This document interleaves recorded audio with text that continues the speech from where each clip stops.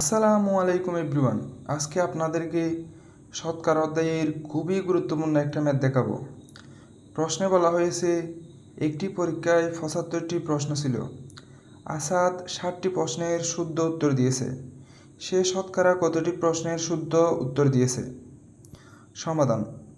এটা আমরা দুইভাবে সমাধান করতে পারি, একটা হচ্ছে শর্টকাট আর একটা হচ্ছে বেসিক সহ। আমরা যদি শর্টকাটে করি তাহলে নিচে লিখব মোট প্রশ্নের সংখ্যা, উপরে লিখব শুদ্ধ উত্তর দেওয়া প্রশ্নের সংখ্যা ইন্টু ১০০, যেহেতু শতকরা বলছে।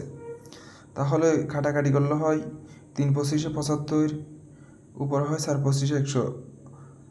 আবার ৩ দিয়ে ৬০কে কাটবো, ৩ একে ৩, ৩ বিশে ৬০, তাহলে হয় ৪ বিশে ৮০, উত্তর ৮০টি। আমরা যদি বেসিক সহ করি আমরা লিখতে পারি ৭৫টি প্রশ্নের মধ্যে শুদ্ধ উত্তর দিয়েছে ৬০টি, একটি প্রশ্নের মধ্যে শুদ্ধ উত্তর দিয়েছে ৬০/৭৫টি, সুতরাং ১০০টি প্রশ্নের মধ্যে শুদ্ধ উত্তর দিয়েছে ৬০ ইন্টু ১০০/৭৫।